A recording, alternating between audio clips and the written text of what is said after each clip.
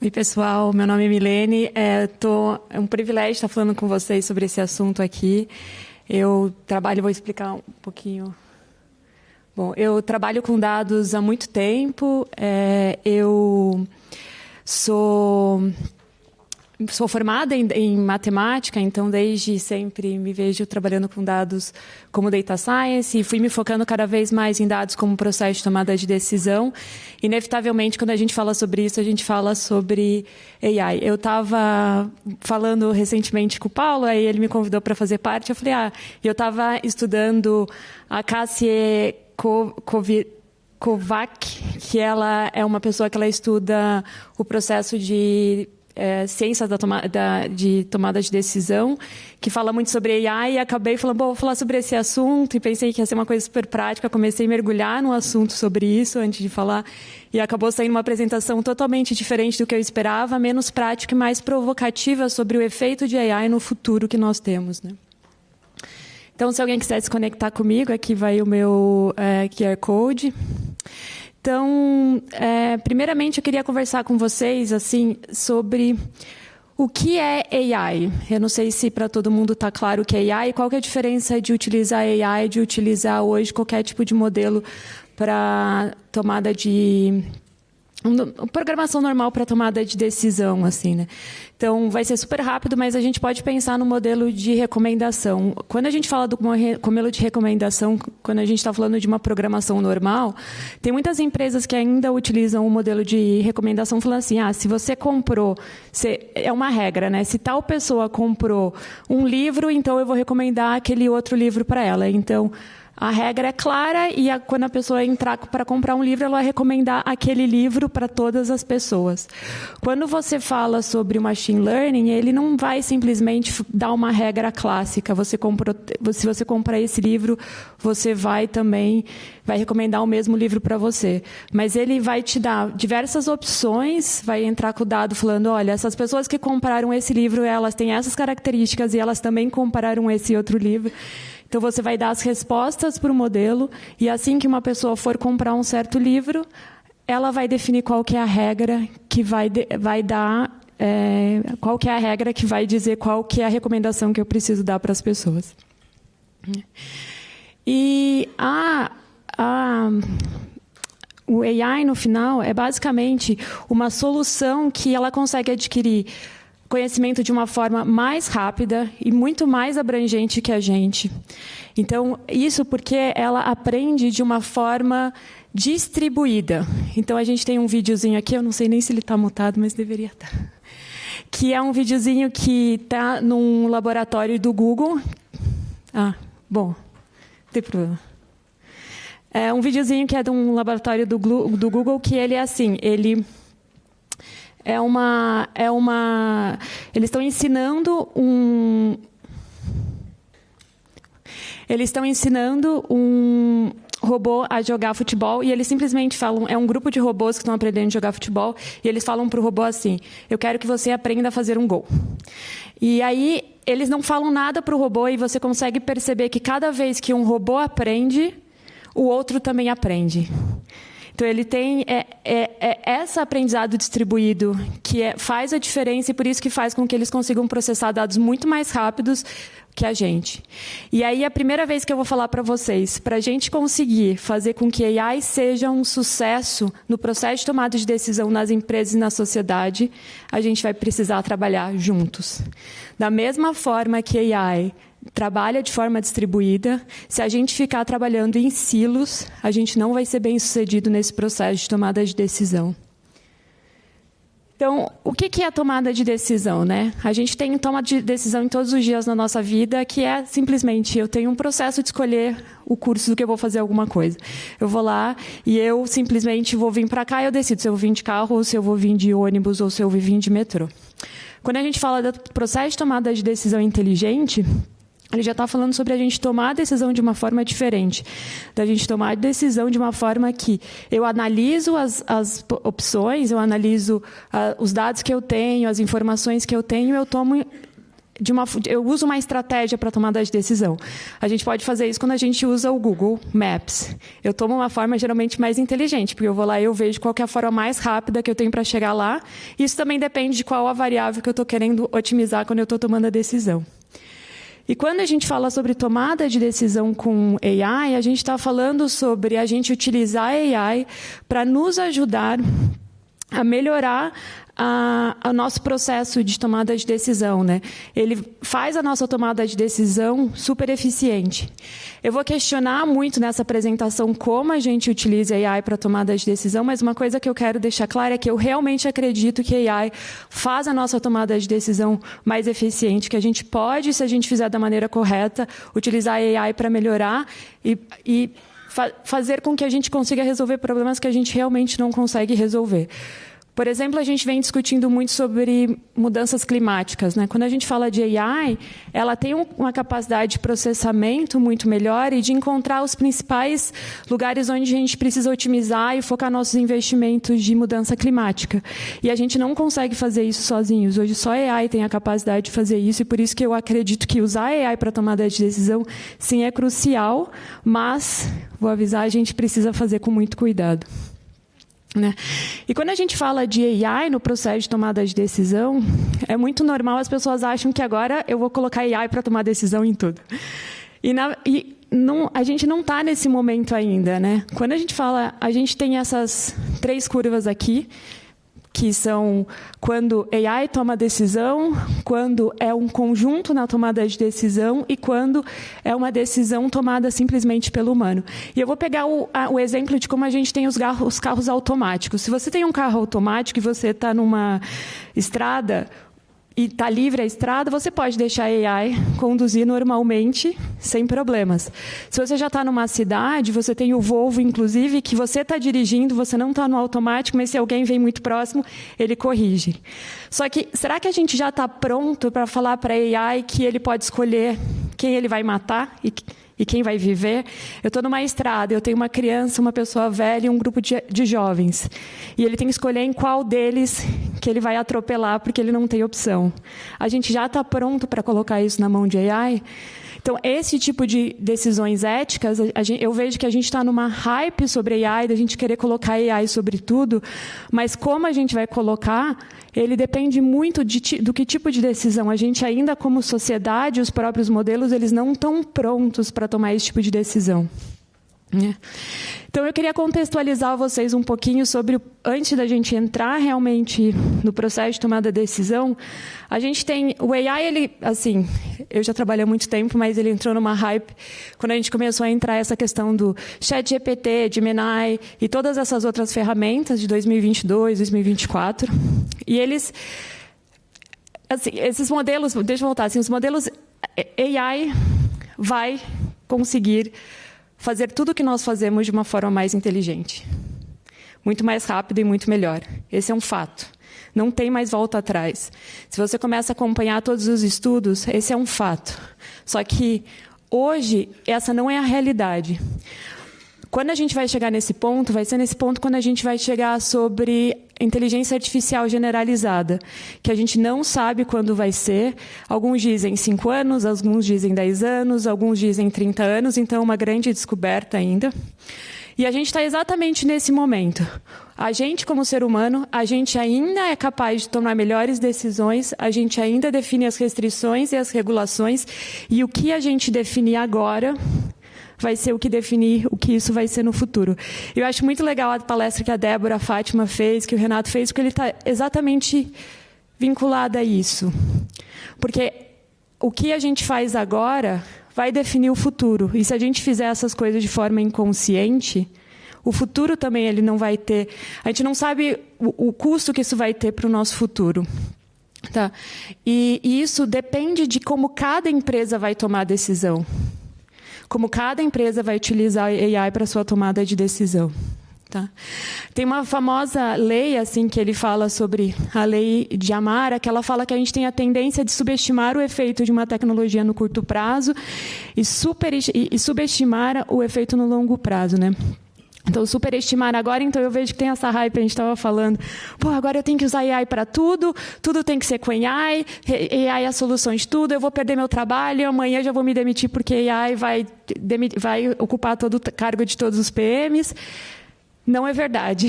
Então, eu acho que quando você começa a estudar um pouco os grandes estudiosos disso, o Nick Brongston, você tem o Mustafa Suleyman, que ele é o CEO da Microsoft AI, eles falam, não, daqui 20, 30 anos pode ser que a gente realmente tenha uma perda de emprego enorme, mas não agora.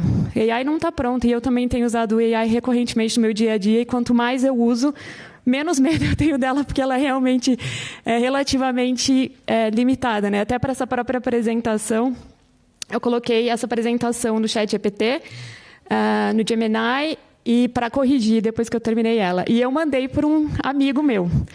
E o meu amigo ele conseguiu corrigir muito mais coisa e alertar muito mais coisa do que as próprias ferramentas conseguiram. Então, a gente fala que existe uma limitação delas e que a gente não precisa ter medo ou achar que está tudo perdido, que a AI já veio para dominar. Mas, sim, a gente tem que pensar que, no futuro, ela vai transformar muito a nossa sociedade, de uma forma que a gente não consegue ainda entender, e eu vou trazer de novo. E o que a gente faz aqui e agora vai determinar do que vai ser esse futuro. Tá? Quando a gente fala sobre AI dentro das empresas, eu vou só pular e eu volto daqui. Já é uma realidade que a AI ela está dentro das empresas, né? A gente tem as empresas internacionais que usam muito isso, a gente tem o PayPal, o LinkedIn, e eu fiz questão de trazer aqui o Google, não pelo Google ser uma empresa, ela é uma empresa de AI, mas que eu vejo que é a primeira empresa que ela não está simplesmente só construindo produtos, mas está mudando a sua cultura e a sua forma de contratação inteira por cima de AI. E vai ficar um pouco mais claro para vocês isso mais para frente, que eu vou falar um pouquinho como que vai ser como a gente se espera que seja essa diferença cultural mais para frente em AI. E acompanhar o que o Google está fazendo, apesar de estar sendo extremamente criticado pelas demissões em massas que estão sendo recorrentemente, todo esse movimento que ele está fazendo é um movimento que vai acontecer no mercado como um todo, porque eles são a primeira empresa que já estão chegando num segundo momento de utilizar AI dentro das suas empresas. E no Brasil a gente não fica atrás. A gente tem muitas empresas que estão utilizando AI. A gente tem o Einstein, que já utiliza AI para a questão de reconhecimento de imagens para doença. A gente tem o Nubank, que utiliza AI para diversas coisas, como a questão de fraude, eles usam para personal financial management. A gente tem a LiveUp, que desde 2000, eu conversei com eles em 2016, eles já utilizavam AI até para descobrir quantas cenouras eles tinham que ter em estoque para poder fazer a comida deles. A gente tem o próprio iFood, que eu acho que a gente vai ter o case falando aqui, né? A gente tem Stone, que o caso da Stone é super interessante, porque eu conversei com eles sobre chatbot recentemente. Estava fazendo uma pesquisa de mercado sobre chatbot. E aí eles falaram que eles usaram o chatbot para redução de custo, e agora eles estão no processo ao contrário. De vez de demitir pessoas, quanto mais eles avançam no chatbot, mais pessoas eles têm contratado, porque eles percebem que tem um processo importante de humanização no processo de tomada de decisão, quando você fala de customer experience, né? Então, como é que eu volto? Então, o que isso nos traz? Né? Que AI está revolucionando a forma que a gente opera e compete. E por que eu coloquei da forma que a gente compete? Porque, antigamente, as pessoas não se incomodavam de não ter os seus dados. Nós, como consumidores, então as empresas elas não se importavam em ter os meus dados. Então, eu poderia estar em qualquer plataforma, eu vou usar o Facebook, eu vou usar o YouTube, ou eu vou vender as minhas coisas, eu sou a Casas Bahia, eu vou vender minhas coisas no Magazine Luiza, eu não me importo porque eu quero vender. Só que hoje a competição ela mudou. A competição não é só simplesmente pela renda. A competição é pela informação também. A era da inteligência artificial faz que o seu dado ele tenha um valor que ele nunca teve antes. Então, só que a natureza desse impacto e as implicações no longo prazo de tudo isso, a gente ainda não consegue entender. Porque isso vai depender de como cada empresa vai utilizar, de como cada empresa vai ser capaz de se transformar em relação a essas informações, né? Então, por isso, assim, AI, ele, na verdade, ele veio aqui, ele vai transformar a forma como a gente trabalha e como que a gente pensa. E eu gostei, por isso que eu achei que essa apresentação está extremamente correlacionada com as duas apresentações anteriores, porque as duas apresentações anteriores elas foram muito focadas em você falar sobre você questionar o seu estado, questionar o que você está fazendo, ter consciência sobre o que você está fazendo. E AI é basicamente isso. A gente não vai conseguir fazer AI com sucesso dentro das empresas se a gente não tiver uma mentalidade de questionamento e uma compreensão profunda sobre o que a gente está fazendo. Então, quando a gente está falando sobre utilizar essa curva, a gente tem essa curva e a gente tem 3 camadas de tomada de decisão, não é simplesmente eu chegar e falar assim, eu vou deixar o AI tomar todas as decisões.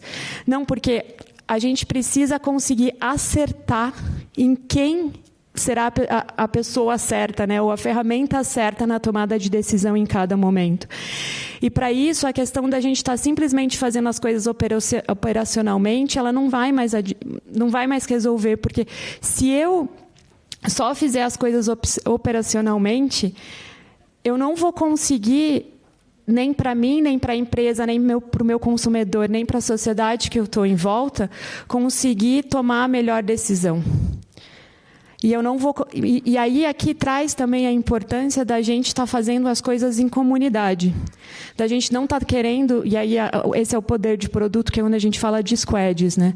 Porque eu não vou conseguir tomar essa decisão de saber qual que é o correto, de quem deveria estar tomando essa decisão sozinho. Quanto mais tempo passa, mais esse fica inteligente. E eu preciso saber o momento certo quando eu entro em ação, enquanto eu deixo ela agir. Eu estava falando com um advogado hoje, quando eu estava vindo para cá, para São Paulo, e ele utiliza bastante AI no Ministério Público, e ele estava falando exatamente sobre isso, que ele usa muito AI para ajudar ele nos resumos dos casos e para ajudar até a definir quais deveriam ser as recomendações do Ministério Público sobre se a pessoa deveria ser condenada ou não. Então, é esse ponto que a gente está chegando a AI. E aí ele falou que hoje ele sabe o tipo de caso que ele pode deixar a AI tomar decisão sozinho, mas ele já pegou vários erros que, se fosse uma pessoa, um estagiário, ia condenar uma pessoa que não deveria ser condenada. Porque ele tem um entendimento profundo sobre o que ele faz, ele estuda o que ele faz, ele não está fazendo de uma forma automática e robótica. E isso vai fazer bastante diferença. Né? Opa. Parou de funcionar. E aí, quando a gente fala sobre AI, não só AI, mas quando a gente tem uma nova tecnologia, qual que é o primeiro movimento que a gente faz quando a gente tem uma nova tecnologia, né? A gente pega a tecnologia, então a gente está pegando hoje essas ferramentas que são as mais famosas e a gente está incorporando ela no nosso dia a dia, na hierarquia que a gente tem. Então, eu estava conversando com uma amiga que ela trabalha numa grande empresa e, de repente, um dos OKRs dela você tem que escrever 10 prompts todos os dias. O que é super engraçado, porque não necessariamente ela está agregando nenhum valor para a empresa. Mas porque, basicamente, o que as empresas estão fazendo eu funciono dessa forma e eu estou tentando trazer essa tecnologia para me ajudar a melhorar o meu dia a dia. Só que, quando a gente for pensar no tempo, na verdade, a estrutura toda das empresas vai mudar através da utilização de AI, né? A gente vai mudar, por exemplo, a questão da avaliação. Hoje, a gente tem muito essa questão de factor machine, né? Principalmente quem trabalha em produto, é uma das coisas mais frustrantes. Né? Você está lá com uma pessoa de produto, uma pessoa de negócio, e fala assim, entrega esse negócio aí para mim. E aí você vai lá e é uma feature que você nem sabe se faz sentido para o usuário ou não, e você vai lá e tem que fazer. A gente não vai mais poder avaliar as pessoas assim. Quem vai fazer a feature é AI. Como é que eu vou avaliar a pessoa nesse processo? Então, as empresas ainda elas não entenderam o impacto de eficiência, de resolução de problemas que a AI tem. Aí, de vez eu pensar no KPI, de pensar como é que você está utilizando a inteligência artificial para realmente transformar o seu trabalho e trazer melhores resultados, a gente tem esse tipo desse OKR que você tem que usar 10 prompts por dia. Então, ela vai mudar o nosso processo de contratação também.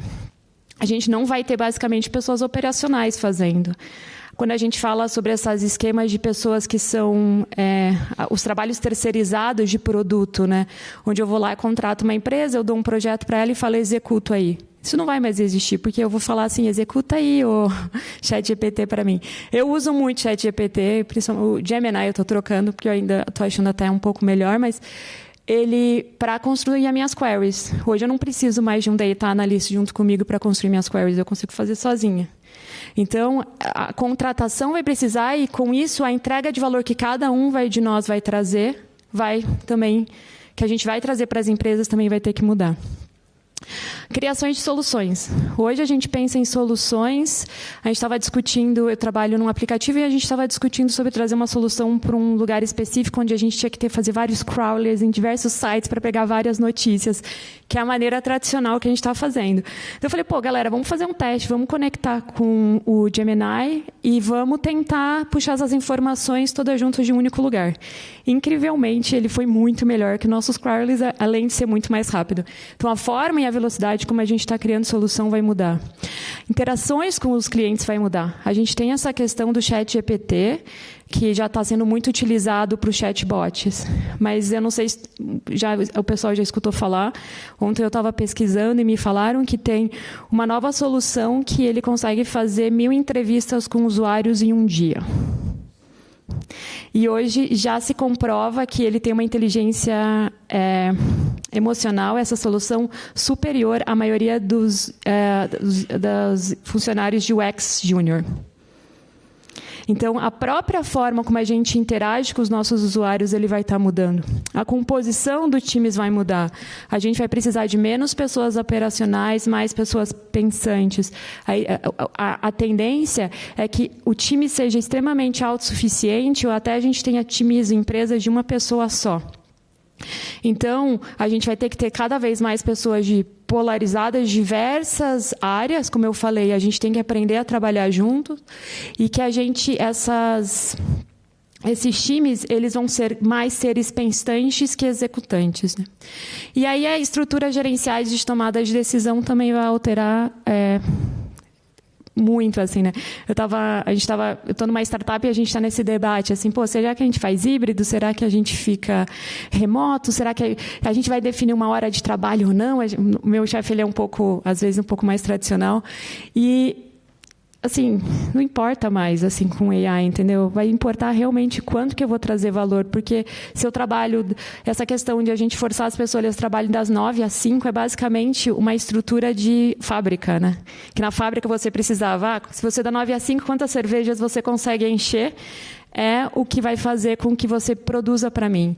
Quando a gente migrou para a tecnologia, para um trabalho mais criativo, mas ainda muito operacional. Mas com AI a gente só vai ter trabalho criativo. Então a forma que a gente estrutura, gerencia e toma decisão, ele vai ser totalmente diferente, né? Então como que a gente pode, hoje no nosso dia a dia, pensar em utilizar a AI para fazer isso, né? Então acho que a primeira coisa que eu trago essa provocação para vocês o quanto, assim, se perguntem, o quanto eu tenho o profundo conhecimento do problema que eu estou resolvendo. O quanto que eu realmente entendo as limitações, as minhas limitações, as limitações do meu time, o que eu sei e o que eu não sei. Ou eu estou só simplesmente executando isso de uma forma automática. Porque quando você conseguir aprofundar o seu conhecimento, você daí vai procurar soluções. E aí você vai olhar para cada uma dessas soluções, por exemplo, escolher se você vai usar, qual tipo de modelo você vai utilizar, qual tipo de solução você vai estar utilizando, se é realmente a AI a melhor solução naquele momento, se a AI está pronta para tomar a decisão ética. Por exemplo, a gente está pronto como sociedade para a gente ter robôs, a gente eticamente já discutiu para a sociedade se a gente está pronto para ter robôs indo para uma guerra e definindo qual criança morre e qual criança fica viva. Então, a gente ter um profundo conhecimento sobre esses problemas e refletir sobre cada um deles vai fazer total diferença para as soluções que a gente tem, entender as limitações dela, entender que muitas delas não estão prontas para gerar essas soluções e vir com produtos novos. Mas vir com produtos onde a gente pensou no problema direito e a gente está pronto para trazer isso para a sociedade. Porque eu acho que tanto o Renato, tanto a Fátima, a Débora, elas trouxeram pontos muito importantes. A gente tem muito viés nos nossos dados. As AIs, elas são treinadas com os dados que a gente alimentou. A gente tem que fazer uma reflexão, quando a gente está falando em utilizar AI para tomada de decisão, é uma reflexão sobre a nossa própria sociedade. A nossa própria sociedade conta para a AI que um animal é inferior, que uma mulher negra ela é inferior. A gente está pronto para simplesmente pegar todos esses dados, jogar dentro de um modelo e falar assim, vai lá e me traz mais lucro? Qual que é o preço disso para a sociedade que a gente vai estar construindo? Qual que é o preço disso para a sociedade que a gente vai ter daqui a 20 anos, quando a AI vai ser muito mais inteligente e ela vai simplesmente falar assim, bom, talvez a melhor forma de salvar esse planeta é eliminar todos os humanos. Mas a gente está ensinando isso para ela. E por isso que a gente pensar muito sobre os problemas e a gente ter claro as hipóteses e os valores que a gente está levando em consideração quando a gente utiliza isso para tomada de decisão é super importante. Tá. Eu gosto muito do Nick Bostrom. Ele foi a primeira pessoa que me apresentou para esse conceito de ética dentro de AI. Ele é um professor da Universidade de Oxford e a primeira vez que eu li sobre ele foi em 2012 e ele tem lá um centro de pesquisa sobre o risco da nossa existência por conta de AI. Esse é o foco da pesquisa dele. E ele fala sobre isso, que a gente tem que ter muita cautela ao delegar as tomadas de decisões importantes para o sistema de AI, né? Porque a gente tem o viés algoritmo, a gente tem uma falta de transparência sobre o que está acontecendo e isso vai fazer com que a gente não consiga prever o futuro, sobre as consequências disso, né? Eu acabei atualizando e não veio aqui as fotos, mas eu não sei se vocês já chegaram a buscar o Tankman dentro do Google.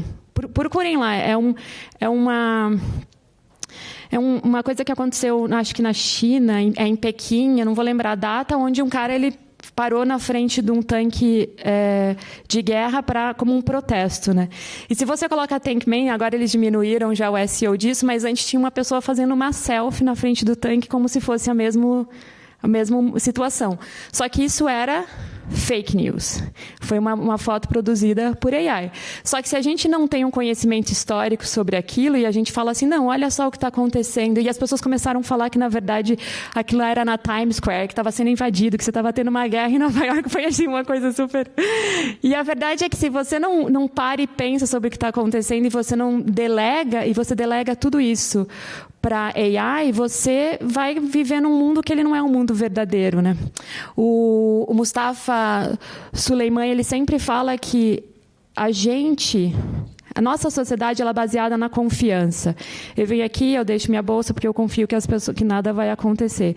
Eu atendo o telefone, eu escuto a voz da minha mãe e eu confio que é minha mãe falando. A gente não pode mais confiar nisso na era de AI. A gente tem que olhar com muito ceticismo para as coisas que estão acontecendo e só conseguir ver o que é real, o que a gente consegue provar que é real mesmo. E por isso que, de novo, eu volto.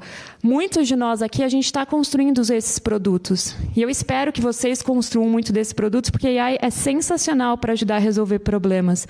Mas se a gente não for transparente que é a AI que está fazendo isso, se eu não for responsável sobre como eu estou construindo isso vai afetar não só a minha vida, mas vai afetar a vida de várias outras pessoas no futuro. E aí, por isso que eu trouxe aqui os 5 pilares que vêm da IBM Cloud, que eles falam que a gente precisa ter quando a gente está utilizando AI para tomada de decisão e também quando a gente está utilizando AI, que a gente tem que ter uma ferramenta que ela é explicativa e capaz de se justificar.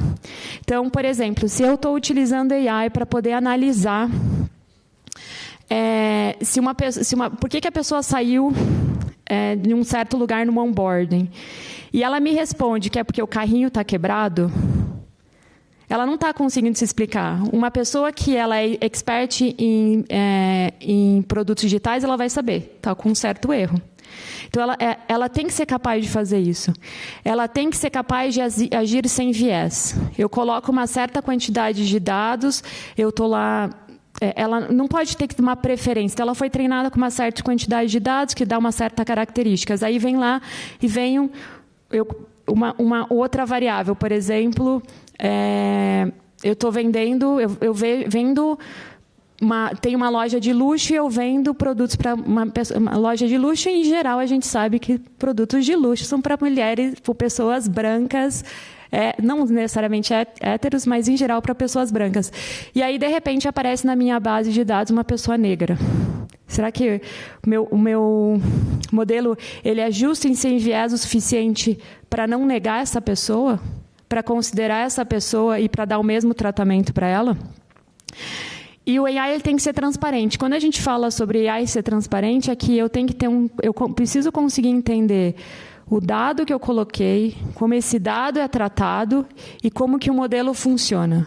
Hoje a gente não tem isso em muita parte dos modelos que a gente tem, eles são várias vezes escondidos, só que isso é super importante para a gente conseguir construir um AI que realmente vai trazer as soluções que a gente quer. Ele tem que ser robusto. Hoje, a maioria dos modelos de AI não são robustos, porque eles estão nos computadores e nas clouds abertas. Qualquer pessoa da empresa pode entrar, alterar e mexer nela. Pelo menos é assim em todas as empresas que eu trabalhei.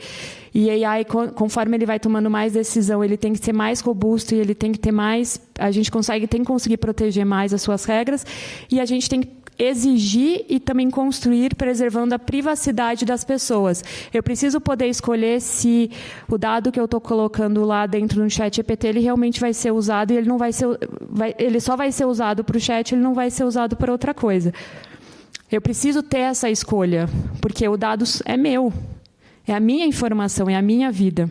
Então é muito importante que a gente construa produtos levando esses 5 pilares e a gente exija dos lugares que a gente está consumindo esses 5 pilares. Tá? E aí, vamos falar diretamente sobre produtos, que talvez é um assunto que bastante gente vai estar interessado. Então, como é que a AI vai impactar os produtos, né? Quando a gente fala sobre AI dentro de produtos, a gente tem que lembrar que ele não vai impactar só os produtos que a gente vai construir, mas ele também vai impactar a forma como a gente gerencia produtos. Quando a gente fala produtos que vai construir, acho que é bem fácil a gente pensar sobre isso, porque a gente já tem vários produtos no ar que são construídos com AI, né? A gente tem um chatbot independente, a gente consegue analisar vídeos e taguear eles, a gente tem o tagueamento automático de pessoas, onde a gente consegue reconhecer certos padrões sobre elas. A gente tem alerta de sinais personalizados, que são, por exemplo, as nossas notificações personalizadas, os próprios alertas de fraudes personalizados. A gente tem as famosas buscas personalizadas. Mas uma coisa que eu acho que a gente ainda está sentindo pouco, e eu acho que vai ser o maior impacto para todos nós, é a forma como a gente vai gerenciar os produtos. Cada vez mais, os artefatos eles não vão ser tão criados pelas equipes, mas sim eles vão ser criados pelas próprias inteligências. Quando eu falo os artefatos, eu estou falando nossos roadmaps, eu estou falando sobre os nossos PRDs, eu estou falando sobre os resultados das nossas pesquisas de mercado. Então, tudo isso, a tendência é que seja resolvido pela própria AI. A gente também tem essa questão de análise e coleta de dados. Hoje, eu não sei se vocês já testaram, mas você tem o Gemini, se você coloca uma tabela, um Excel, ele te dá uma super análise de dados com alguns gráficos super bacanas, é até muito melhor que eu sou capaz de fazer algumas análises. Então, a geração de código também, eu acho que não é nenhum segredo, mas cada vez vai ficando mais forte isso. Eles são muito bons em gerar código, são muito bons em validar código, são muito bons já em corrigir erros, e isso vai cada vez crescer mais conforme eles ficam mais inteligentes. Eu já falei um pouquinho sobre a questão da comunicação com o usuário, comunicação dentro da empresa. Eu gosto muito de uma frase que me falaram uma vez, que é assim: a gente pega uma frase, as comunicações elas estão ficando bem engraçadas, assim, porque você pega uma frase e você coloca no ChatGPT e fala assim, me cria um e-mail de 10 parágrafos sobre esse assunto. Aí ele cria. Aí você manda esse e-mail para uma pessoa. Aí essa pessoa pega esse e-mail e fala assim, por favor, ChatGPT, me resuma esse e-mail em uma frase, assim, né? Então, a comunicação, mas ela vai ficar mais eficiente, porque ela vai ficar mais assertiva, ela vai ficar mais clara e ela vai ficar mais rápida. Então, eles vão ser muito mais capazes de reconhecer padrões, sentimentos e emoções. Quando a gente falava de AI há 2 anos, tinha uma coisa que a gente tinha certeza, quem trabalhava com AI, é que nunca vai conseguir interpretar emoções como a gente interpreta. Essa era uma afirmação que a gente ia falar, AI nunca vai dominar, porque isso é uma coisa única do ser humano. Isso não é verdade, gente. Se você começa a fazer terapia com o ChatGPT, ele é muito melhor que muitos terapeutas, entendeu? Então, ela já não tem mais fazendo isso, ela já consegue interpretar. Eu não sei se vocês viram o Ted Berry, que estava no TikTok, que foi um ursinho de pelúcia, que ele é um robozinho, que ele foi treinado com uma inteligência artificial, que ele pegou os principais livros de best-seller de psicologia e colocou lá e falou assim, vai lá e conheça a sua família. E aí ele pedia para fazer 3 perguntas, que era, se você pudesse voltar no tempo, qual que era o melhor... Eu não vou lembrar exatamente, mas eu lembro o que ele queria descobrir com as perguntas. Mas eu acho que a primeira era, se você fosse voltar num momento na sua vida, em qual momento você voltaria? Que ele fala sobre o que você valoriza nesse momento. Se você escrevesse um livro sobre sua vida e você tivesse esse livro não fosse escrito só por você, mas fosse escrito pelas pessoas à sua volta, em qual capítulo que você voltaria? Que isso indica qual que é o problema não resolvido que você tem. E a última pergunta eu não lembro qual que é, mas ela fala sobre quais os sonhos que você quer realizar. 3 perguntas. Que foi treinado simplesmente com livros best-sellers de psicologia. Então, eles já entendem a gente muito melhor que a gente mesmo, né? E os times, cada vez a gente vai ter times mais autossuficientes, que eu acho que quem trabalha com produto sabe que é uma coisa horrível, que hoje você precisa depender de que... Eu estou trabalhando no carrinho, daí eu trabalho num pedacinho do carrinho, outra pessoa trabalha num pedacinho do carrinho. E quanto mais AI vai se desenvolvendo, a gente vai conseguir, os times vão ter a capacidade de conseguir resolver muitos mais problemas sozinhos. E isso, na verdade, eu não esperava que fosse acontecer, mas eu comecei a estudar um pouquinho. Eu recomendo muito vocês estudarem o Mark Kagan, quando ele fala sobre esse assunto, porque ele fala muito sobre isso. Ele fala muito sobre a capacidade que a gente vai ter de dominar um assunto como um todo, porque a gente vai ter uma das pessoas mais inteligentes na sala, que é a AI, para ajudar a gente a compreender. Então, a gente não vai precisar estar contratando especialistas ou depender do fulaninho de tal, que vai me explicar que ele está no marketing, que ele tem outras prioridades. Não, vai estar ali na sala, do meu lado, essa pessoa. Tá? Então, a gente tem hoje, então, o que é equipe, o que são equipes de produtos, né? Então, equipes de produtos são grupos de pessoas que eles estão... Eu não estou acostumada com a televisão aqui, então eu preciso me lembrar que ela está aqui. Que tem como objetivo resolver problemas complexos de forma que a gente crie produtos que as pessoas amem e que também beneficiem os nossos negócios. Para quem trabalha em produto, daqui a pouco vai se esperar que todos os times de produtos sejam times que eles sejam também times de AI. Exatamente pelos pontos que eu falei ali para cima. Assim, a gente vai ter as pessoas mais inteligentes na sala com a gente e ela vai resolver vários dos problemas para a gente, né?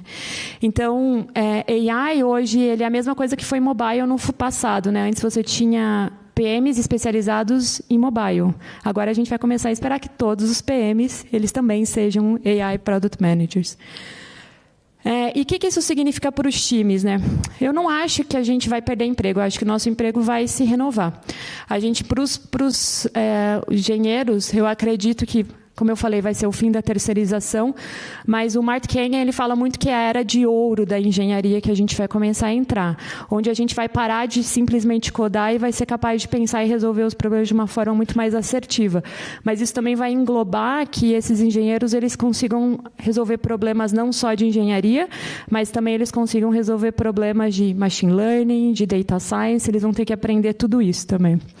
Então, os PMs, eu acho que os PMs vão ficar muito mais importantes, mas quando eu falo PMs mesmo, e a gente tem que muito cuidado para a gente não cair na falácia de falar que PM é a mesma coisa que PO, né? Porque uma das principais questões dos PMs é olhar o risco de viabilidade e o valor para a empresa. E quando mais você tem produtos de AI, menos preditivos ficam os riscos. Então, mais a importância desses estudos, desses riscos e do valor que realmente está agregando, né? Os product designers, quando a gente olha, muito se espera dos product designers hoje em dia um design visual. Isso, novamente, AI, assim, até algumas soluções elas até fazem muito melhor que alguns product design juniors, né? Então, o foco vai ser muito nessa experiência end-to-end, entender a experiência, entender o sentimento do usuário, conseguir linkar isso com os valores para a empresa, né? E aí eu incluí aqui o Data Science, que ele vai ser um novo componente que não tem muito nas empresas, mas que ele vai entrar e que vai ajudar muito e que hoje até os próprios Data Science é, em geral, um timinho que está lá no canto e você fala assim, faz umas análises para mim, faz um produto e vê se isso resolve o meu problema. Mas, na verdade, eles vão ter que ser capazes de resolver trazer mais soluções personalizadas, vinculadas com o negócio e que realmente gerem valor para a sociedade, para o produto e para a empresa, né? E aí, sobre o futuro, né? Então, eu falei várias coisas aqui e eu queria muito trazer, eu fiz questão de trazer essa frase do Shane Legg.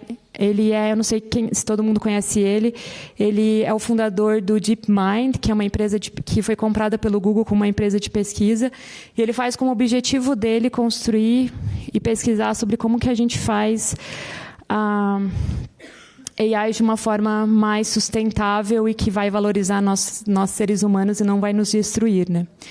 Então, quando a gente fala de AI, eu queria trazer esse ponto que tem muita gente falando que AI vai roubar o emprego de todo mundo, que AI vai mudar tudo e que é o fim do nosso mundo. Assim, eu já escutei muita gente falando e minha irmã falou assim para mim esses dias, não, então eu acho que eu vou largar tudo e vou trabalhar de arte. Eu falei, bom, se a gente AI foi da forma que a gente quer, até a arte ela não vai conseguir trabalhar porque vai ser melhor, né? Mas eu não acho que é de um extremo ao outro, que ela é tudo de maravilhoso, nem que ela é de tudo que é ruim. Mas ela é uma outra inteligência que está chegando no mundo. E que ela é uma inteligência que, dependendo como a gente for fazer, ela vai ter a capacidade de ser muito mais inteligente que a gente. Mas as implicações e as consequências, elas estão no aqui e o agora. A gente não entende o que vai ser o futuro, mas a gente sabe que o futuro está sendo desenhado nesse momento, né? E que muita gente fala que a probabilidade de AI destruir o mundo e que a gente perdeu o controle é pequena. Mas ele traz um ponto muito importante, que mesmo que seja pequeno, uma ameaça para a nossa espécie, ela tem que ser levada em consideração. E parece que é bobo, e você fala assim, mas eu estou aqui em São Paulo, fazendo produto para uma empresa tal, vou usar AI para minha pesquisa para minha pesquisa sobre meus usuários. Por que isso faz diferença? Porque você está fazendo isso de uma forma individual. E você talvez está criando um produto que não impacta tanto. Mas, eventualmente, você pode trabalhar numa outra empresa onde você vai construir um produto que ele vai poder impactar várias outras pessoas, que ele vai poder tomar você, por sorte, vai trabalhar no Google e você vai trabalhar numa desses produtos que vai definir qual que vai ser o futuro de como que o ChatGPT vai tomar a decisão e quais são as regras aceitas de ética e quais são as regras não aceitas de ética. Isso pode levar ao efeito de como a AI depois vai se desenvolver com o futuro, porque a hora que ela aprender a aprender sozinha, ela vai aprender a aprender sozinha com o que a gente ensinou para ela. Né? Então, é muito importante, quando a gente está fazendo produtos de AI, a gente pensar muito mesmo, sobre o que nós não sabemos que sabemos e sobre o que a gente não sabemos que não sabemos. E aqui entra muito o trabalho do PM, o Discovery. O processo de construir soluções que elas realmente vão ser soluções que vão resolver o problema para o futuro e que eles vão ter um impacto positivo na sociedade, está o nosso questionamento e um discovery profundo sobre os problemas que a gente está resolvendo hoje. Quando a gente está falando de produtos de AI, a gente não pode ser leviano em simplesmente vou colocar alguma coisa no ar. Eu vou até passar aqui eu vou colocar alguma coisa no ar, vou ver se é legal primeiro e depois eu vou pensar na ética. A gente não tem esse tempo para falar sobre AI. Quando a gente está falando AI, as premissas que eu coloco lá, eu posso talvez nunca mais ter a volta sobre isso. E se eu não falo para ela que não está legal ela me falar que o criminoso preto, se uma pessoa preta ela é mais criminosa que uma pessoa branca simplesmente porque os dados do passado fizeram isso, eu vou ter no futuro uma máquina que ela vai aprofundar todo esse bias que a gente já tem na sociedade. Porque o AI, como ele é treinado com dados que a gente coloca. Os dados que a gente coloca são dados que a gente coletou, os dados que a gente coletou são em cima dos produtos que a gente criou ou decisões que a sociedade tomou. E a gente é cheio de viés, como a gente viu nas apresentações passadas. Então, a gente não pode se dar o luxo de simplesmente não fazer um discovery direito e não falar exatamente o que eu quero ou não quero dessa solução. Porque a gente pode separar cada vez mais, a gente pode criar cada vez mais desigualdade, a gente pode simplesmente falar, não, esse tipo de pessoa não vai ter acesso a esse tipo de produto de saúde porque eu acho que ela não vai ter interesse e que eu não acho que ela vai ter condição de pagar. Então, o que a gente pode fazer no aqui e agora, né? Apesar de tudo eu ter falado tudo isso, eu ainda acredito muito em AI. Então, usem, não evitem. Tem muita gente vindo falar comigo, pô, eu tenho medo, eu não quero usar, e o que vai acontecer? Usem. Usem, aprendam para vocês se familiarizarem, aprendam com inteligência, definam as premissas muito corretas, as premissas que vocês vão colocar nos modelos, eles sim vão impactar como esse produto vai estar no futuro, mas não pensem de uma forma só local, não pensem individualmente, pensem de uma forma global sobre isso. Tá? E como é que cada um de nós pode se preparar para esse futuro, né? A gente falou individualmente, né? Eu gosto muito do Estrella Dosh, não sei se vocês conhecem ele, é um super product manager, ele foi da Stripe, do Yahoo, e ele fala que a missão dele, hoje ele é consultor, e ele fala que a missão dele é ensinar as pessoas a pensarem. Então, a melhor maneira da gente se preparar para o futuro é investir na nossa empatia, no nosso pensamento crítico e criatividade. Então, e a empatia é um ponto super importante aqui, porque ela fala sobre a nossa capacidade de trabalhar em conjunto e de reconhecer o outro, né? Então, se preparar para isso é a gente ativar o nosso pensamento crítico. Eu acho que, como o Renato trouxe, a gente tem as mídias sociais que estão consumindo a gente, que estão emburrecendo a gente, e tem uma sociedade toda querendo emburrecer e controlar a gente já pelo marketing, pelo consumo, mas para a gente começar a construir soluções que realmente vão trazer um futuro bom para a humanidade, a gente tem que desenvolver esse pensamento crítico e a gente tem que lutar contra todo esse impulso que a sociedade está fazendo para a gente construir produtos que realmente valham a pena e que a gente vai se orgulhar no futuro. E aí eu fiz questão de trazer o Mark Kagan aqui também, porque ele tem falado muito sobre o assunto, e eu sei que ele é o queridinho de muita gente aqui sobre produto, né? Que ele fala que aqueles que podem aprender a aplicar novas tecnologias rapidamente, aqueles que têm empatia genuína por usuários e clientes, e aqueles com julgamento e habilidade para pensar em problemas complexos, sempre se destacarão em disrupções tecnológicas anteriores e aposto que também se destacarão novamente. Então, ele está falando que vamos ser seres pensantes, vamos criticar o status quo e vamos construir coisas que genuinamente vão ser boas e vão transformar a vida das pessoas, né? E é basicamente essa mensagem que eu quero trazer para vocês. Eu acredito muito nessa tecnologia, eu acredito que a gente consegue resolver problemas muito grandes com AI, problemas de saúde, a questão das doenças. Hoje eles conseguem detectar muito mais, a AI consegue detectar muito mais rapidamente se é um câncer ou se não é um câncer. Eu acredito nisso, só que eu me preocupo quando eu olho a situação que a gente tem hoje, eu vejo as pessoas construindo soluções sem entender o que elas estão construindo, sem colocar premissas, sem colocar pensamentos em cima disso. E por isso que eu queria trazer essa apresentação para a gente refletir sobre, sim, vamos usar, mas o como a gente vai usar tem um impacto muito grande. E aí eu trouxe algumas pessoas que eu gosto muito, alguns livros que eu acho super importante para quem quiser se aprofundar um pouco mais nesse assunto, que um deles é o Pensa no Rápido e Devagar, que é o livro do Daniel Kahneman, que ele fala um pouco sobre... se vocês tiverem oportunidade de escutar uma das últimas entrevistas dele, ele fala um pouco sobre como esse pensamento rápido e devagar, o sistema 1 e o sistema 2, está vinculado com AI. Homo Deus, do Yuval Noah Harari, que ele fala sobre o que pode ser do futuro da humanidade, Superintelligence também, e The Common Wave, de Mustafa Suleyman, que eu recomendo muito vocês seguirem ele. Quem quiser conhecer mais sobre o assunto, seguir ele mesmo, porque ele também, como eu, ele é um apaixonado pelo assunto, ele acredita na solução, mas ele também está super preocupado como a gente vai fazer. E esses aqui são alguns dos nomes que eu recomendo vocês seguirem, que são pessoas que também falam muito sobre o assunto. Gosto muito do Estrela Dosh, que ele fala de uma forma muito prática. A Cassie Kozerkov, que também ela fala de uma forma muito prática sobre como utilizar no seu dia a dia. E aí os outros são nomes um pouco mais conhecidos. Então é isso, pessoal. Então, obrigada. Queria agradecer a oportunidade de poder falar sobre esse assunto. Aqui é o meu LinkedIn para quem quiser se conectar. E é isso. Obrigada.